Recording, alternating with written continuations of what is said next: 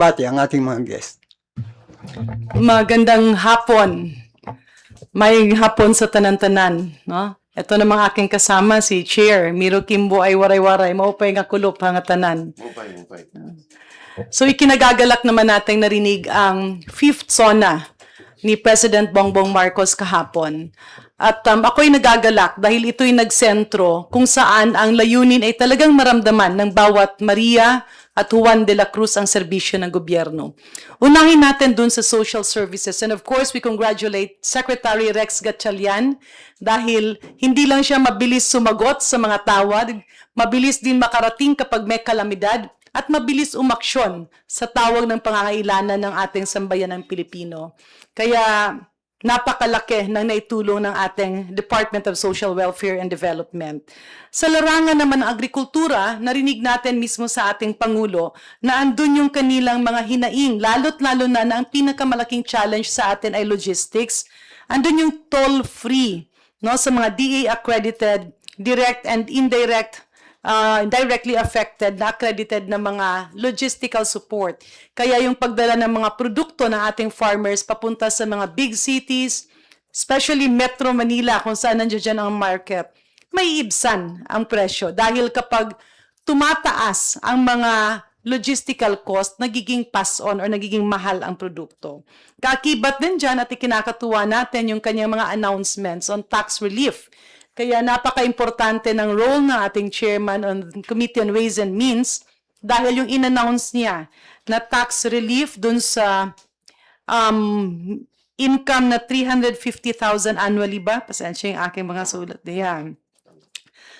At andun din yung amnesty sa mga VAT, estate tax. Ito kasi yung mga bagay-bagay na parang it remains as a ghost na hindi natatanggal sa problema ng ating mga kababayan, lalong-lalo na yung mga nasa laylayan.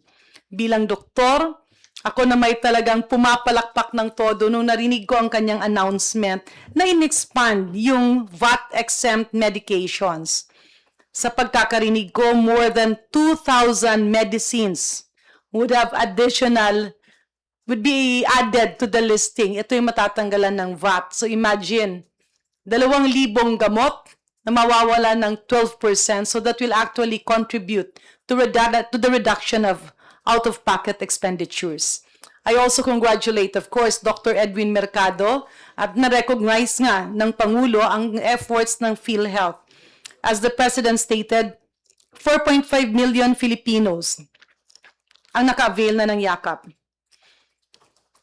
Marami pa ang patutunguhan nito at hindi lang yan, ito ay na-coincide na rin sa gamot. So ipinananawagan ng ating Pangulo na talagang i-maximize ang yakap, hindi lamang dun sa paglista ng pasyente, kundi ang napaka-importante yung pagbigay ng serbisyo. The Gamot Program, which is equivalent to 20,000 pesos worth of medicines per member per year, yan ang magbibigay daan sa pagbawas ng gastusin dun sa mga maintenance medications ng ating mga kababayan. And we were very happy to hear during the SONA of the President na magkakaroon ng dagdag na 74 medicines under the Gamot Program. Marami pa, no? Kaakibat dito yung electronic application sa ating government hospitals on the Medical Assistance Program. Ando dun din yung napakagandang sinabi ni Pangulo, yung Sariling Kuryente Act, kung saan hindi na tayo mahihirapan kasi andun naman yung ibang may kakayahan magkabit ng renewable energy facilities, pero sa dami ng mga papel at sa birokrasya, tila nahihirapan. Andun din yung napakagandang balita kasi ang isang problema ng ating mga baha ngayon ay ang basura. At dahil tali yung kamay ng ating mga kababayan dahil sa mga batas na hindi na-update, yung kanyang kumpas sa Kongreso na tutugunan naman ni Speaker Bogie D at ni Majority Leader Sandro Marcos, malamang kapag na-amend yung batas na ito, magkakaroon na tayo ng less basura kasi sa ngayon nga, namana natin na mas mahal pa ang magtapon ng basura kesa sa bumili ng pagkain. So yan ay matutudlukan at matutugunan para magkaroon tayo ng modern way of disposing garbage. At the same time, even converting, kung kakayanin, dun sa enerhiya. So, marami pang iba, but of course, We will be open to answering your questions later, pero isa po ang ating nakita. Ang SONA ng Pangulo ay tumumbok sa problema ng taong bayan, kung saan ang napamana nating economic problems, not only in the Philippines but globally, dahil pagkatapos ng pandemya, expected yan. Dagdag pa yan yung giyera sa mga ibang bansa, dagdag pa dyan yung epekto ng climate change. Ngayon nga, napakalakas ng ulan. It's a perfect storm not only for our country but the whole world. But the message of the SONA of the President gave us one concrete information.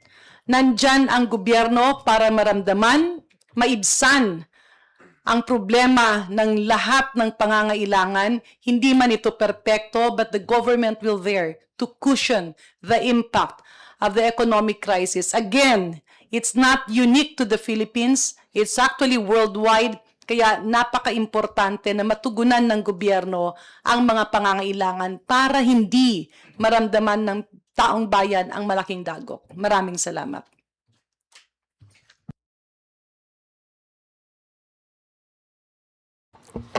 Maiksing dagdag na lang. Maraming salamat.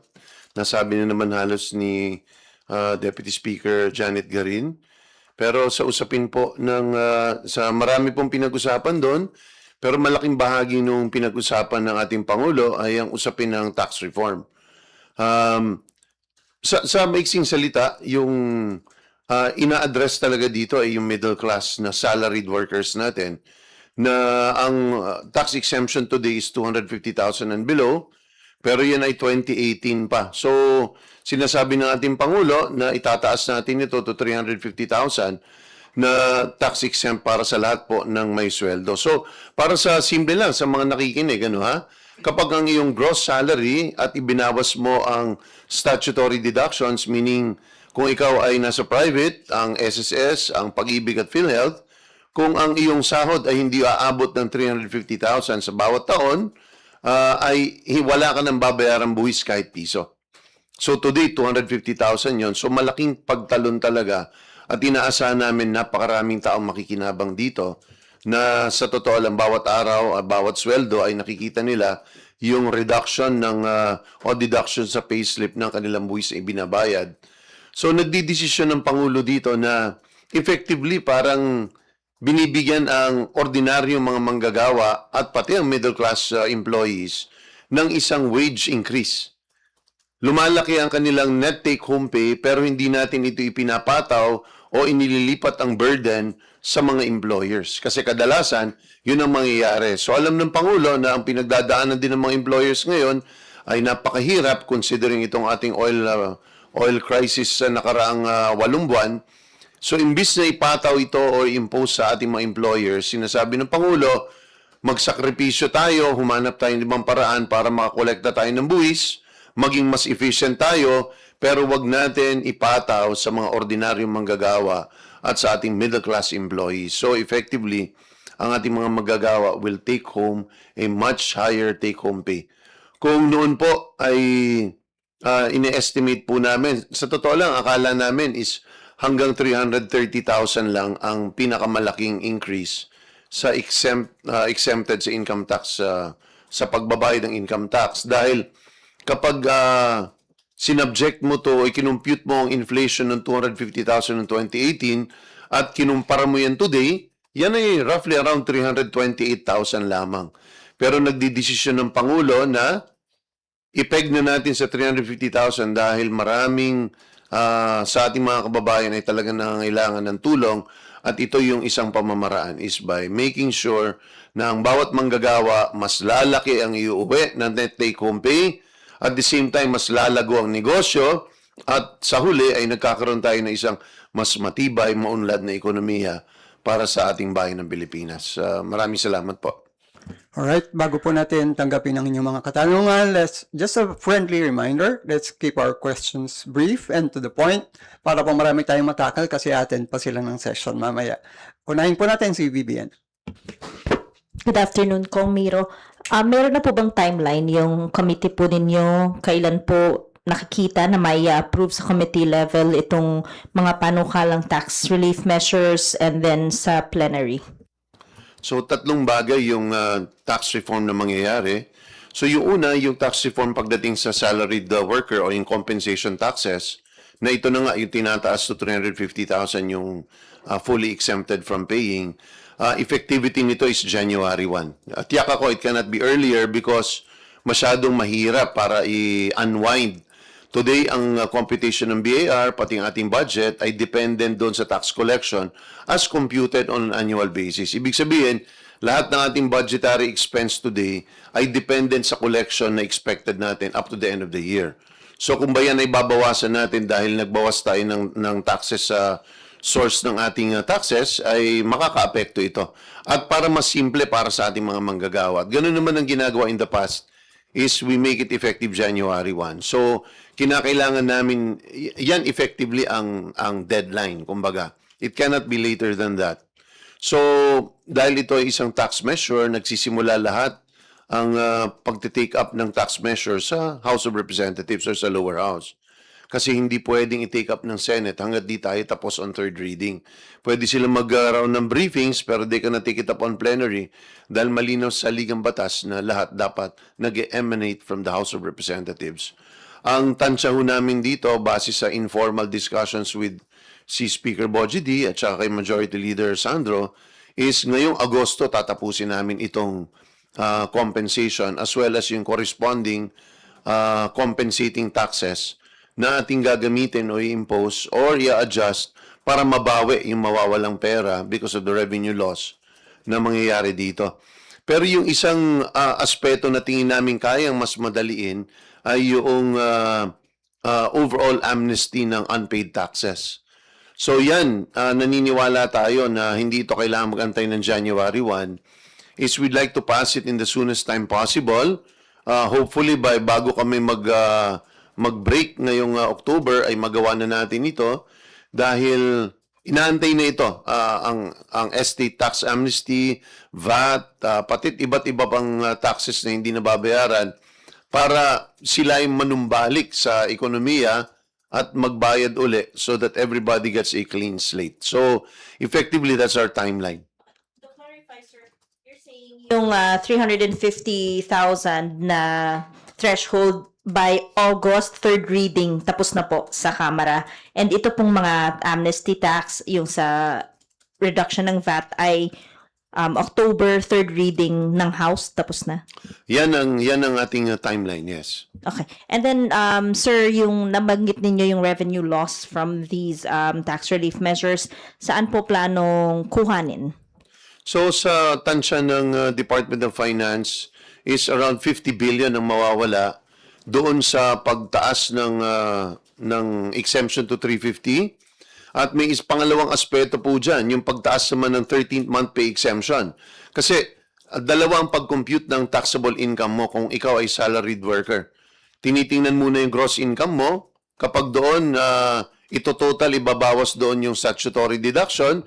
Tapos idinagdagdag dyan yung iyong other incomes for the year. At kadalasan yan na yung 13th month.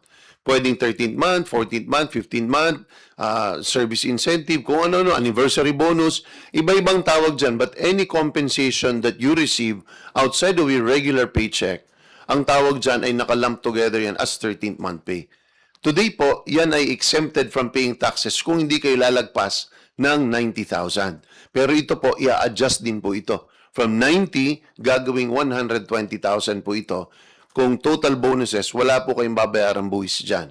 So kung ano man pong sosobra dyan, ina-add together yan at hinahanap kung nasa ang bracket kayo. If all of that, hindi ka pa rin kayo lalagpas ng 350, you are going to be exempt entirely. So sa usaping ito ay close to 50 billion ang mawawala. So ang recovery natin dito ay manggagaling sa health measures actually. Maganda na nandito si Deputy Speaker Janet na dating Secretary of Health, isa sa pinakamagaling nating advocates ng taxation na health related. Ang una ay pagdating sa vape. Vape is one of the biggest problems facing our country today in terms of the deleterious effect o yung pinsalang dinadala nito sa ating mga kababayan, lalong-lalo na sa kabataan. So this is a scourge, no? Isa itong pandemya na kinakailangan ma-address at ang ugat dito ay napakababa ng tax rate dito. It is currently at 6 pesos per ml na isa sa pinakamababa sa buong mundo. Kaya ang access sa kanya ay napakalaganap at napakadali. Napakamura niya. So dito tayo unang kukuha ng pangpuno para doon sa pag-increase ng tax exemption. Pangalawa ay manggagaling din sa tobacco-related taxes na kailangan natin i-index o kailangan natin repasuhin at baguhin. Particular dito yung heated tobacco. So, ang heated tobacco, ito yung smoke-free o hindi ito traditional smoking. Kailangan din po natin i-adjust ito. Noon, ang mga devices ay wala pong buwis, walang binabayaran. Pero sa ibang bansa, nagbabayad din po. So, isa po ito sa ating lalagyan o papatawan or nagkakaroon ng adjustment. Pangalawa, ay yung sugar-sweetened beverages. Ito yung mga isa sa pinaka large causes o biggest cause ng diabetes sa ating mga kababayan. So, i-address din natin ito. Meron na tayong meron na tayong batas, pero kailangan din natin ito i-adjust at i-cover natin ang iba pang mga aspeto, ibang mga produkto na nakita natin na nagkukos din ng pagtaas ng incidence ng diabetes, pero hindi siya covered ng batas. So sa dalawang ito lamang po ay makakover na natin entirely yung revenue loss from the liberalization o yung pagpapalaya ng ating mga manggagawa pagdating sa pagbabayad ng buwis. So, magkano po itataas nung sa vape at saka nung sa yung iba pa pong manage? Hindi ko muna sasabihin yung rate, no? Pero ito ay naglalaro right now to between 20 to 30 pesos per milliliter. Yung for every ml, dalawang klase po yan eh. Meron yung nicotine salt, ito po yung nasa 60 pesos. At ito po yung free base, ito po yung 6 pesos today. Masyado siyang mababa, kailangan po natin itaas yan. So yan po isang aspeto, and then yung sa sugar sweetened naman po ay kailangan po natin i-cover ang iba pang commodities na dati ay hindi naka-cover, and then kailangan natin i-adjust kasi masyadong mababa yung taripa, yung rate. Meron din tayo on plastics. So itong plastics ay umaarangkada na rin po ito. So ito ang isa sa mga pangunahing cost ng baha. Itong mga sachets, lahat. Dati ang panukala ay ang mga sandubag lamang na nasa palengke ang ating bubuwisan. Pero nakita po natin na hindi lang ito ang nagiging cost ng baha. Sa Marikina, pag nakikita namin, sa amin, kahit anong paglilinis po namin sa aming kapaligiran, pero dahil kami po ay burol, sa amin po kami po ay isang valley, sa amin bumababa lahat ng tubig galing sa upstream, nakikita namin yung basura na nagbabara sa amin ay mga sachets talaga. Shampoo, 3-in-1, lahat po ito. Kailangan po din po natin ito mapatawan ng karampatang buwis. Thank you po. Idagdag ko lang ng konti. Doon kasi sa sigarilyo, sa vape, no? Yung nicotine-based at yung free salt. Ang laki ng gap. At ang nangyayari, yung nicotine-based actually, nadi-declare na, kumbaga, instead na magbayad ng 60, hinahanapan nila paraan para magbayad ng 6.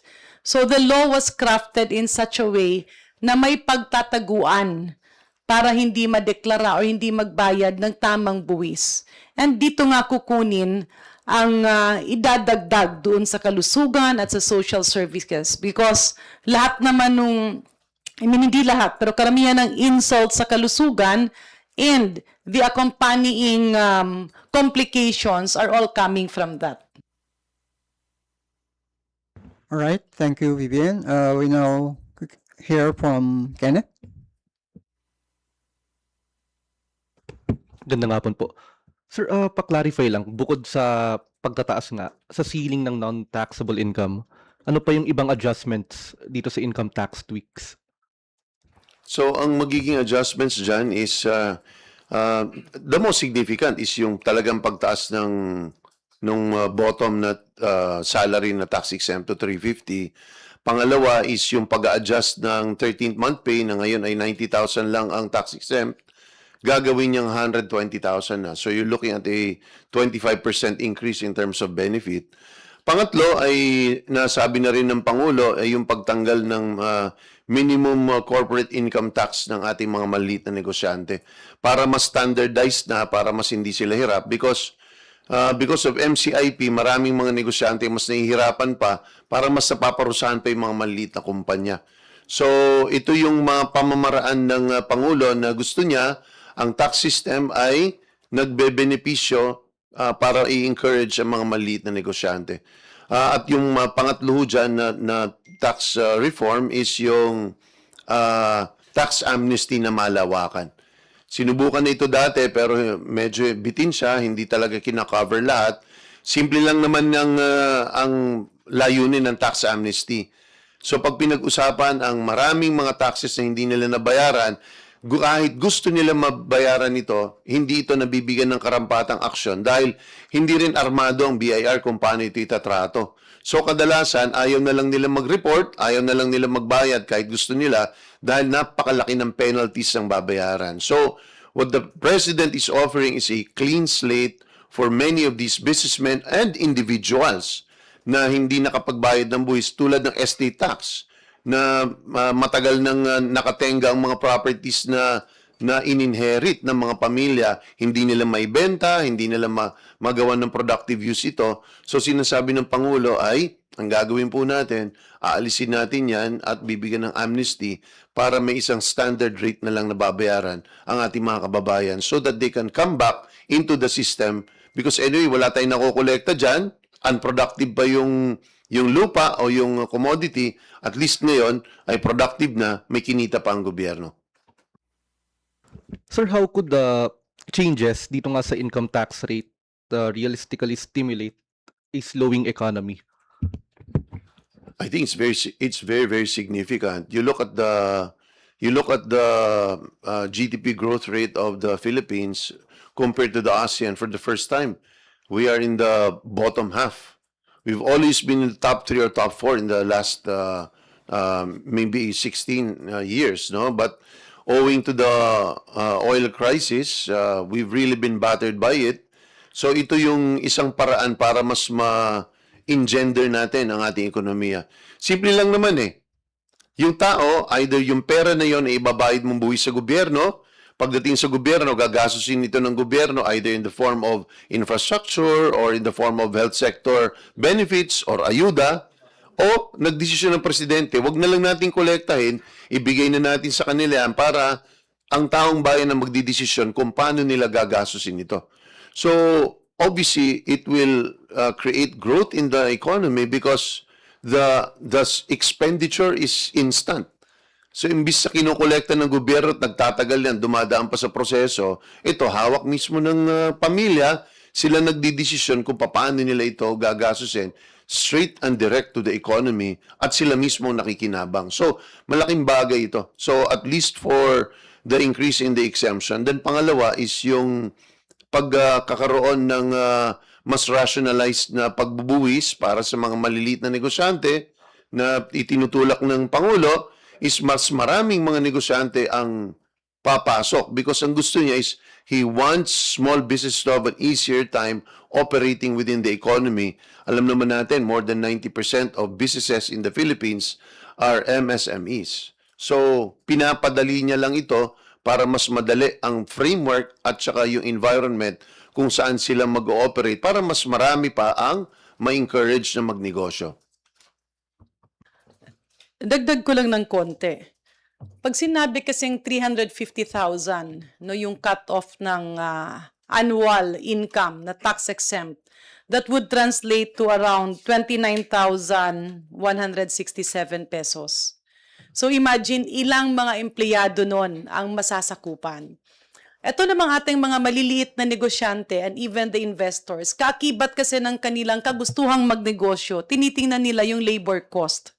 Siyempre, kapag ang sweldo ay may dagdag na buwis, that would mean mas malaking sweldo pero hindi naman direktang napupunta sa sinisweldohan o empleyado. At the same time, higher cost sa negosyante. So that will actually open the interest of many MSMEs, not only MSMEs, even our investors and even foreign investors, mabubuksan ang interest niyan na magnegosyo sa Pilipinas. Doon naman sa amnesty on the estate taxes at iba pa, remember, ang daming available na lupa sa Pilipinas. Yung mga napamana at marami na yung heirs at hindi naman ma-develop kasi nga nagtuturuan saan kukuha ng pambayad or sino ang magbabayad.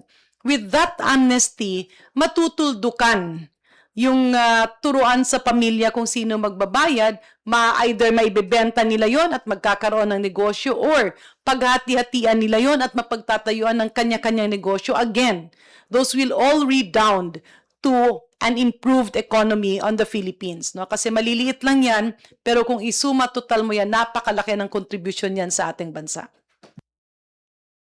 Right, thank you. Janeska? May isa pa follow. Yeah. Sir, bakit hindi na lang po VAT yung bawasan natin? Di ba parang may calls din to reduce VAT? Why was that not included dito sa tax tweaks? Also, to offset yung revenue losses from reducing income taxes, kasama po ba rito yung global minimum tax?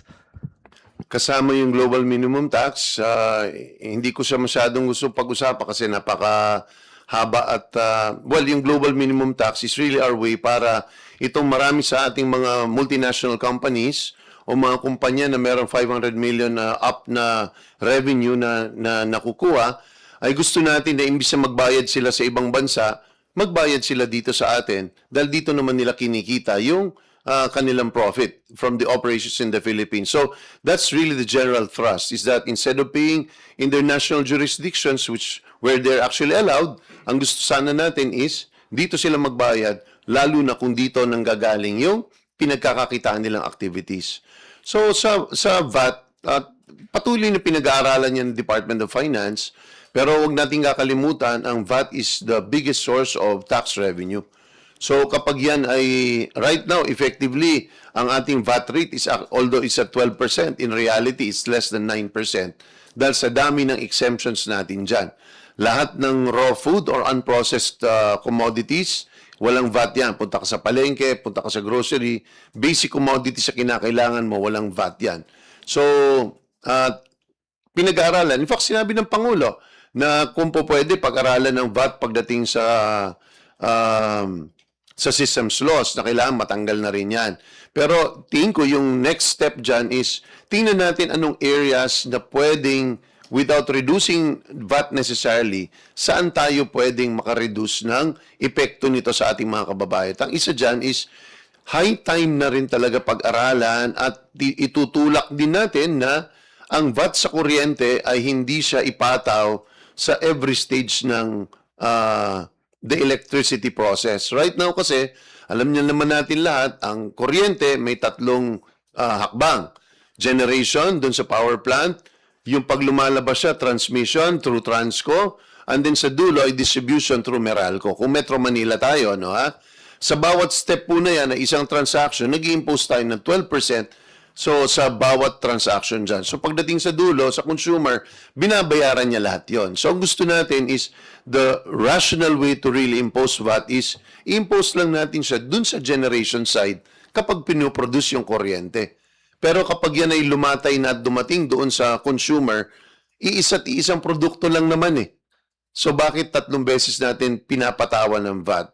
Ito isang bagay na dapat nating tingnan at naniniwala ako sa mga informal discussions namin na gustong-gusto rin ito itulak ng ating speaker dahil magkakaroon ng significant effect kapag one time lang ang VAT natin i-impose in the entire electricity process, in particular, doon lang sa generation side para makabawas talaga. Dagdag ko lang ng konti. Napakahirap kasi yung iba, no, may advokasya na, tanggalin yung VAT, napakadaling sabihin. Pero alam naman nila yung katotohanan nun is, yun naman ay sinasandalan ng bansa natin para sa maraming services, including social services. Ang pagtanggal ng VAT should not be addressed as parang lump sum, no, na inimplement mo na buo lang. No, parang gusto mo lang, sige, magpapatanggal ako ng VAT. It is a political statement na pwedeng papogi, pero in reality, it's not doable. Pero tingnan natin ang totoong nangyari. Nasabi ni Congressman Miro, yung ating chairman ng Committee on Waste, na sinasang-ayunan nga ni Speaker Bogie D at ni Majority Leader Sandro Marcos, na yung VAT sa kuryente, tinitingnan para dun lang sa generation or ang pag-produce. Ibig sabihin, magbabawas ka sa aspeto ng kuryente. Sa usapin naman ng gamot, na-announce na ng Pangulo na meron ng additional 2,000 na gamot na tatanggalan rin ng VAT. In other words, ginagawa ito.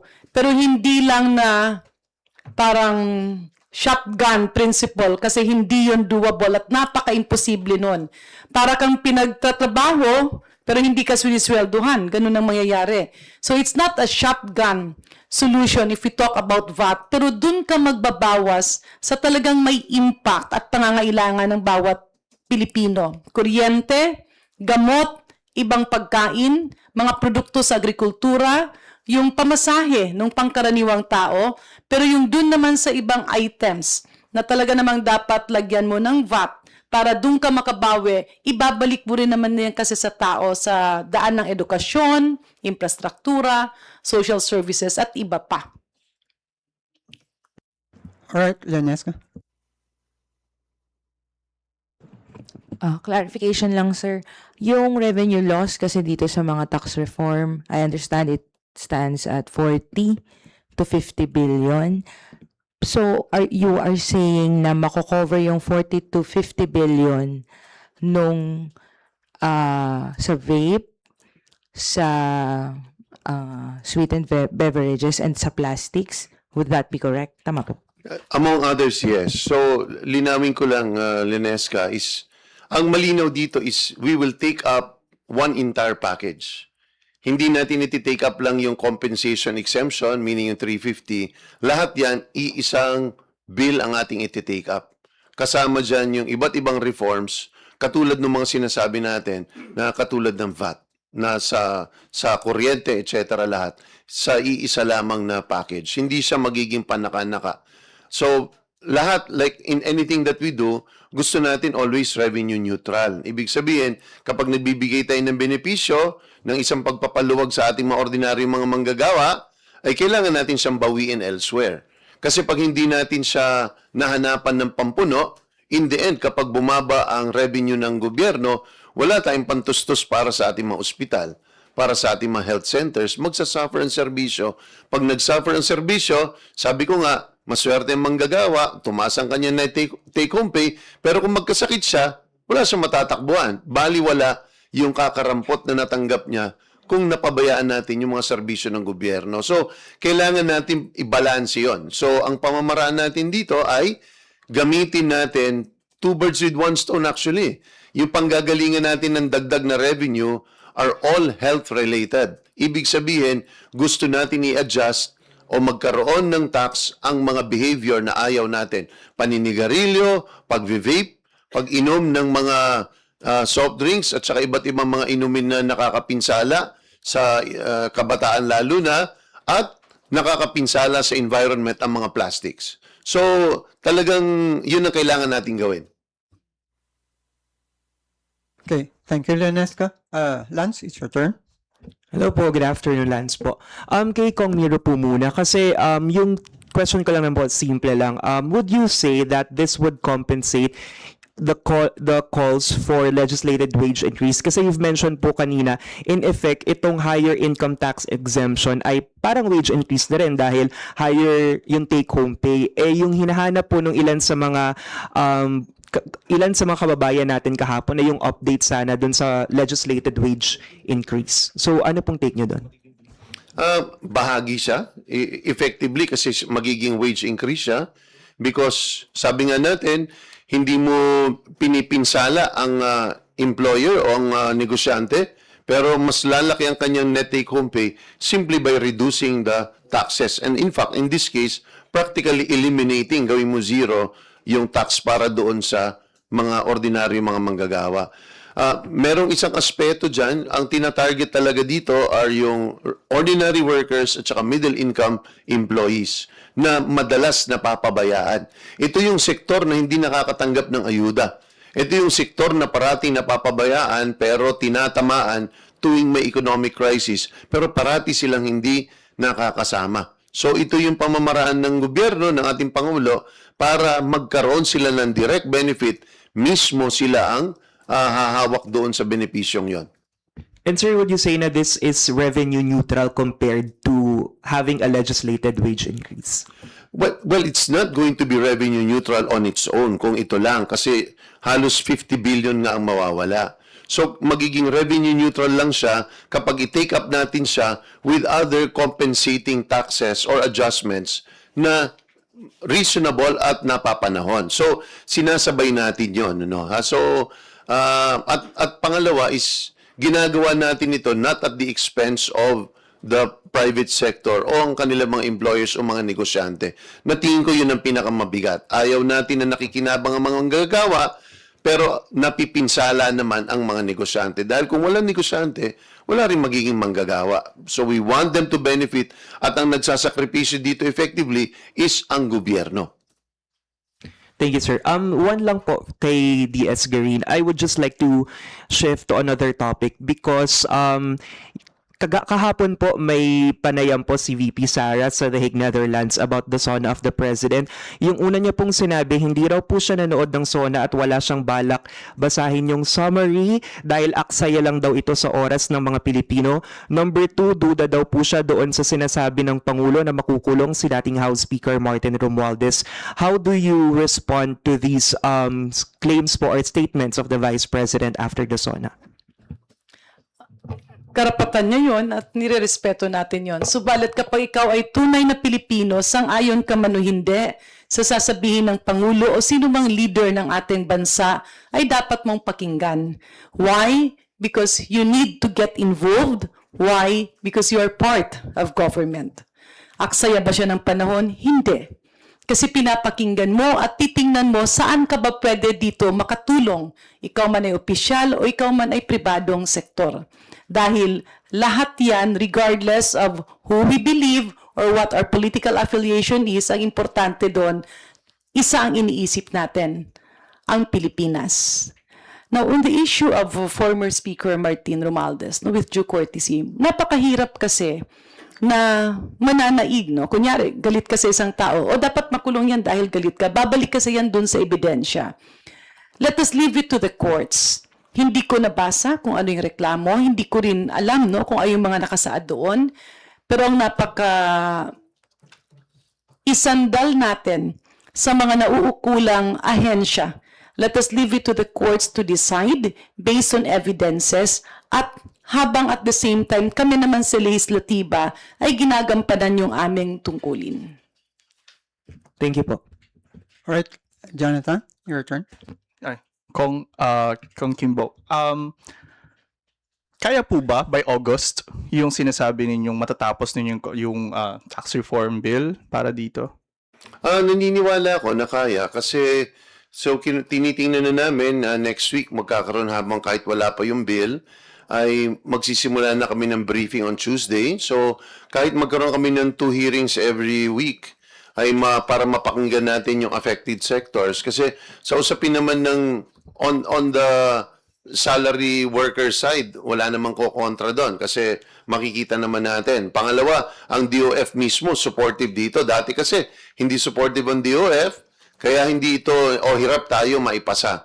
So, ang susunod na mga 3 linggo na lang ay para pakinggan natin yung mga affected sectors or industries pagdating doon sa compensating taxes.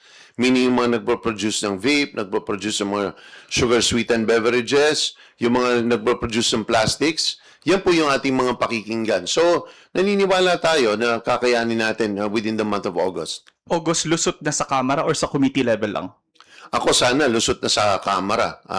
Kasi kung ang Kalinga Bill na mas komplikado, na 13 kaming chairman doon, na ilusot namin yun in just 5 weeks. Nagkataon lang naka-break kaya hindi kaagad ito na-approve ng plenaryo. Pero kahit araw-arawin natin sa plenaryo, naniniwala ako na supportive dito ang ating mga kasama sa Kongreso. Because alam ng ating lahat, ramdam namin yung pinagdadaanan ng ordinaryong mga manggagawa. Ito ay isang napakalaking tulong sa kanilang pinagdadaanan. Ang target yung effectivity January 1. Ibig sabihin, lahat ng masasweldo ng January 15, 2027 na 29,000 kada buwan pababa, wala na silang makikitang income tax.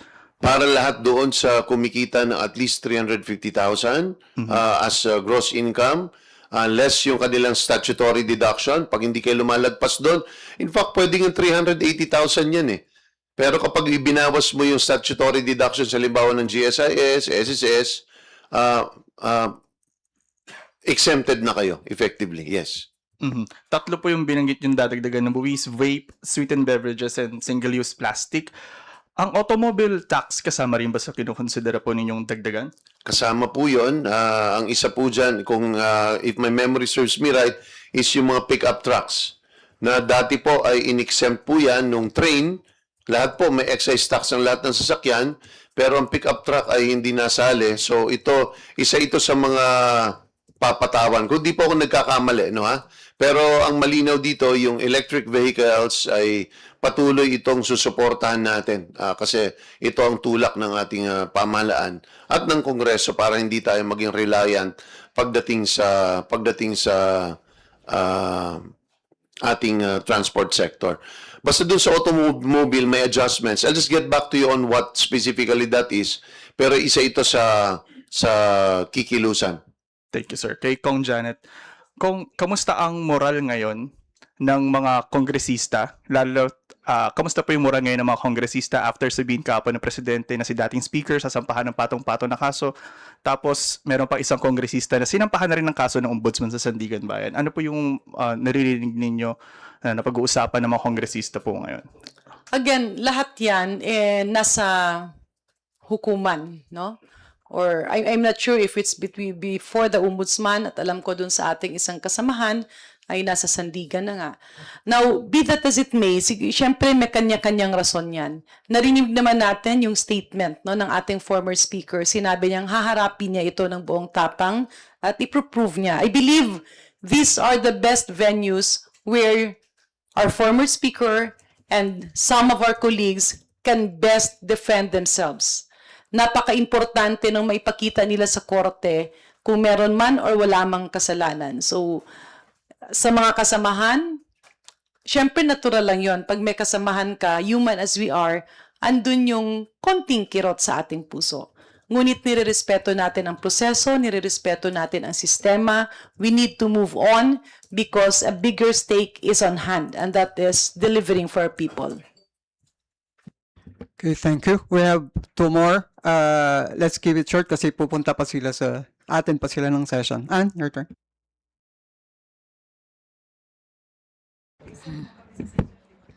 Sir, good afternoon, ma'am. Ann po ng Bombo Radio. Tanong ko lang po, doon sa panukala po ni Pangulong Marcos na tax-free po yung 250 to 350,000, sa tingin niyo po ba sapat ito para maramdaman ng mga middle class ang ginhawa? Ito ba yung sa annual income tax?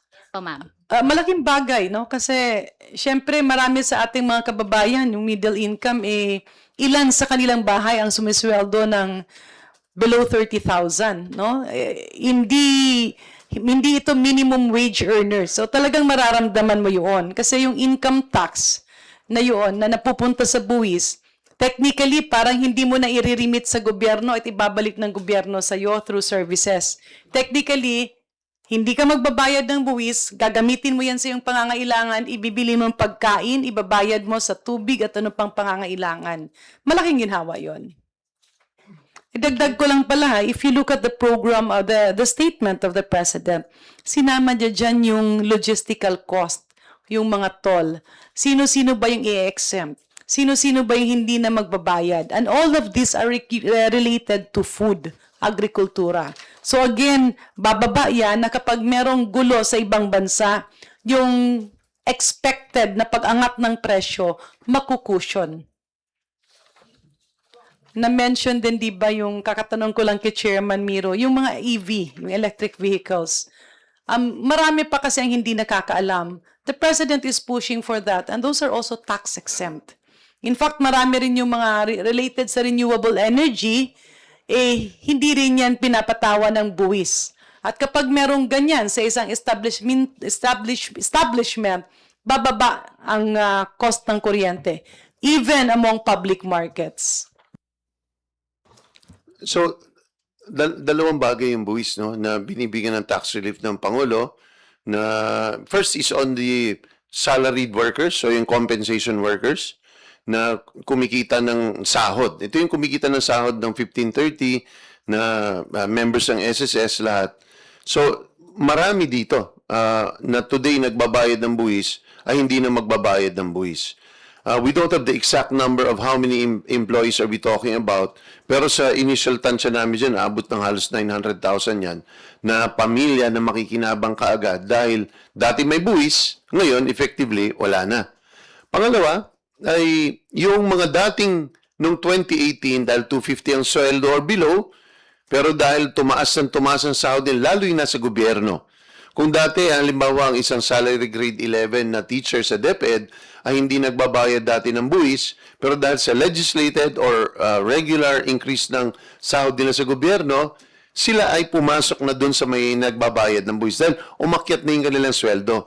Yet, the increase in salary is nominal. Ibig sabihin, yung kaya niyang bilhin noon, noong 2018, iba na ang presyo ngayon. So, binubuwisan mo ang isang tao na in reality, hindi naman in real value, tumaas yung sahod.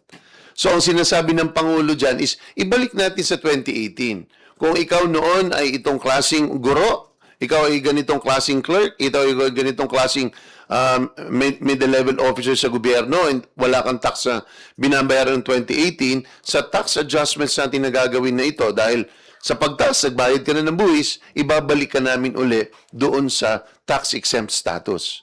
So, yun ang pinakamabigat na epekto.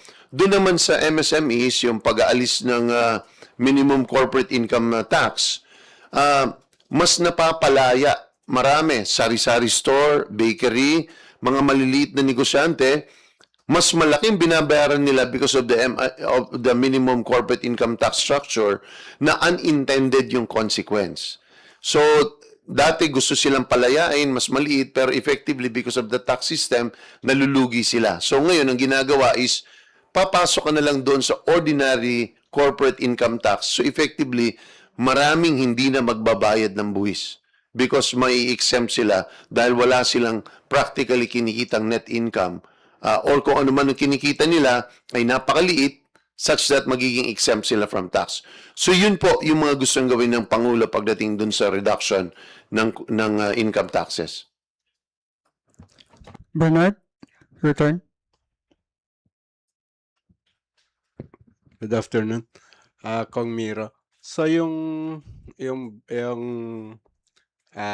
pagtaas ng income tax exemption, tapos pati yung pag-alis ng system loss charges, pwedeng sabihin na pamaskon ni Bongbong ni BBM sa mga Pilipino. Matuturing yun na maagang pamasko ng ating Pangulo sa ating mga ordinaryong mga manggagawa, pati sa middle class, dahil nakikita natin na sa ganito kaaga pa lang ay gumagawa na ng hakbang ang Pangulo para mas lumaki ang kanilang net take-home pay, pati ang mga maliit na negosyante, pati ang mga electric consumers. Kaya yung system loss na ihabol hanggang December. Tingin ko yan ay isang bagay na kasi yan ay Committee on Energy, hindi namin committee, pero tingin ko naman siguro that's a matter best addressed kay Deputy Speaker Janet. Yes, ma'am. Well, it will entail an amendment to the IPIRA law until December. Kung gugustuhin, kaya naman. Pero of course, andun kasi yung pakikipag-usap rin sa Senado, no? Lalo na kapag merong mga bagay-bagay na kailangang pag-usapan ng masinsinan. Pero hindi ko siya tatawaging pamasko. Tatawagin ko siyang regalong panghabang buhay galing sa Pangulo. So kailangan maglabas yung Pangulo ng certification or chat. It can be considered kasi nga alam natin patuloy yung giyera sa mga ibang bansa, patuloy na aakyat, no, tataas yung ibang mga pangangailangan natin. So para makusyon yung impact sa ating ekonomiya, lalo na sa ating mga nasa laylayan, it can be considered as urgent, no, tanggalin ang systems loss na binabayaran sa kuryente. Kasi tama nga naman, ba't magtitiis ang taong bayan dun sa mga either nakaw or nawawalang kuryente? Last question na lang. Ano yung masasabi? Wag blind item, ha? Ay. Okay. Sige. Ano yung masasabi niyo dun sa sinabi ng Pangulo na hindi pa sisiil sa manlulupig? anong pinakamagandang ano doon sa China? Issue sa China. Well, para sa akin, malinaw naman yung tindig ng Pangulo na in fact sa nakita ko kahapon, yun ang pinakamalakas ang palakpak dahil ang ating bayan ay uhaw para sa isang leader na nakikipaglaban para sa kapakanan ng ating mamamayan. Lalong-lalo na kung ang ating pinaglalaban ay something that is historically, legally ours. May pinanghahawakan tayo hindi lamang ang kasaysayan, kundi pati ang mga legal jurisdiction and judgments ng international tribunals na kung saan ibinibigay sa atin ang karapatan sa mga isla at karagatan na nakapaikot ng Pilipinas. At syempre, takam tayo sa isang leader na ipinaglalaban nito. At nakita naman natin kahapon kung paano ito sinabi ng Pangulo at kung paano sinuportahan ng ating mga kasama sa Kongreso dahil kahit anong mangyari talagang magkaubusan na ang lahat, hindi natin ibibigay ang teritoryo na ipinaglaban ng ating mga ninuno. Alam niyo yung statement ni Pangulong Bongbong Marcos kahapon sa ikalimang SONA. Doon mo nakita ang isang hindi palaaway, dignified, pero talagang matapang kapag Pilipinas ang pinag-uusapan. Ang sinasabi niya at paulit niyang tinutumbok ay wala tayong isusurrender sa bansang atin. Ni isang kusing ng ating lupa ay hindi dapat mapunta sa iba. Nanalo na tayo, dapat ipaglaban natin ang ating panalo. But of course, narinig rin natin nagpasalamat siya dun sa bilateral relations ng pagtutulungan with China, especially nung fuel crisis. Kaya ibig sabihin natin, ang away sa teritoryo ay mananitiling away sa teritoryo and we will never back out. Yan ang kanyang kumpas. However, sa usapin naman ng pagtutulungan sa ASEAN, na ipakita niya at nasabi niya yung this is an international bayanihan. Magtutulungan tayo sa maraming aspeto, pero hindi naman pwedeng maski konti o lalo na't pag malaking bahagi ng bahay natin ay kukunin nila. Alright, may isa pang pahabol na tanong from Marian. Sorry, pag-clarify lang po, paano po yung gagawin dun sa estate taxes? Yung panukala ng Pangulo? So yung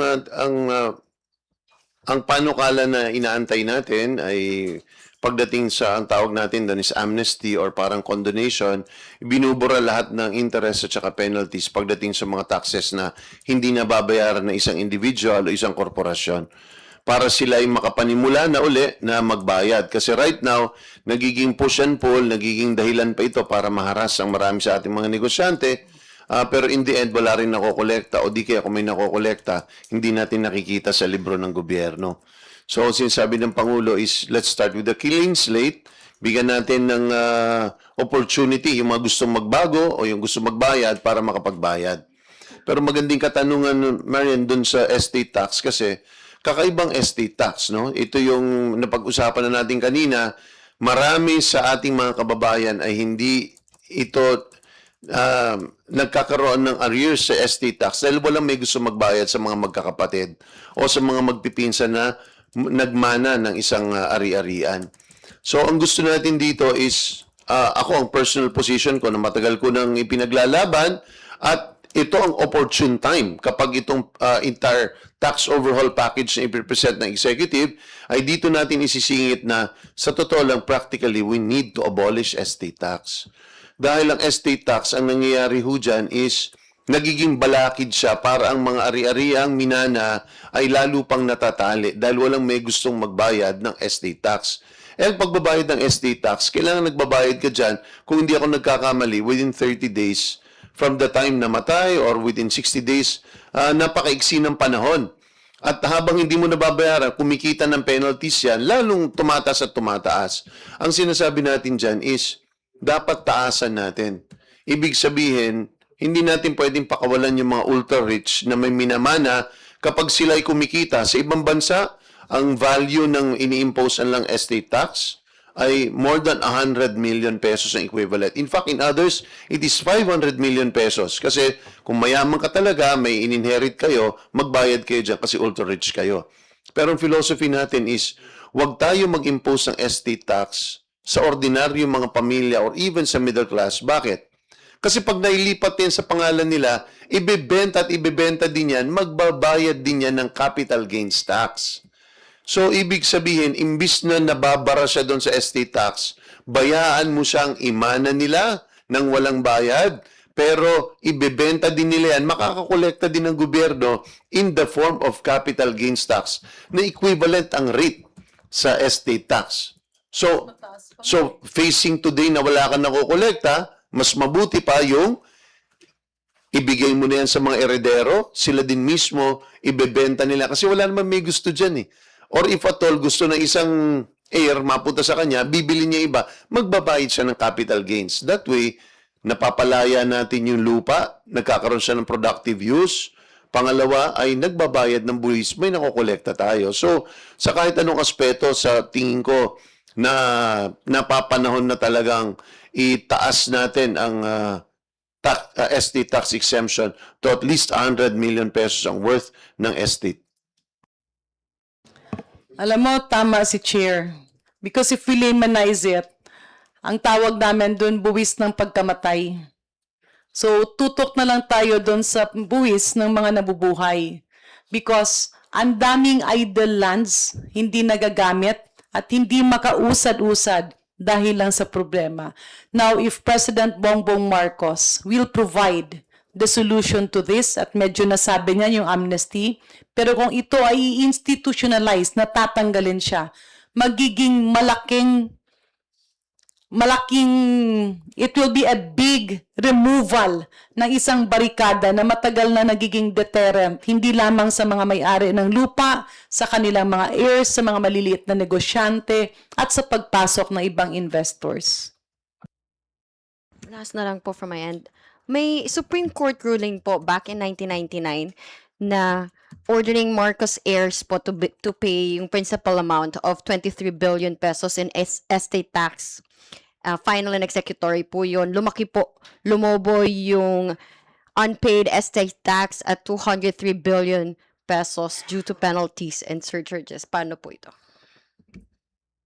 I'm not familiar with the decision, no? Pero I think certainly is, tulad ng sabi natin, is kung ano man ang ipapas natin na batas, ang sisiguraduhin natin dito is this is really meant to be able to benefit the middle class more than anybody else. Kaya nga sinasabi natin is yung ultra-rich, yung malaking estado o malaking ini-inherit na mga properties, hindi yung sila makakasama dun sa reform. So, I don't think that will be covered as far as we are concerned. Kasi tina-target natin is yung mga middle class families talaga na nagsasuffer because of estate tax issues. Alright, on that note, maraming salamat po sa ating mga kaibigan sa media sa pagpapaunlak dito sa panayam na ito. And of course, to our esteemed guest, Ways and Means Chair Kimbo and Deputy Speaker Garin ng House of Representatives, your House of the People. Magandang hapon sa ating lahat.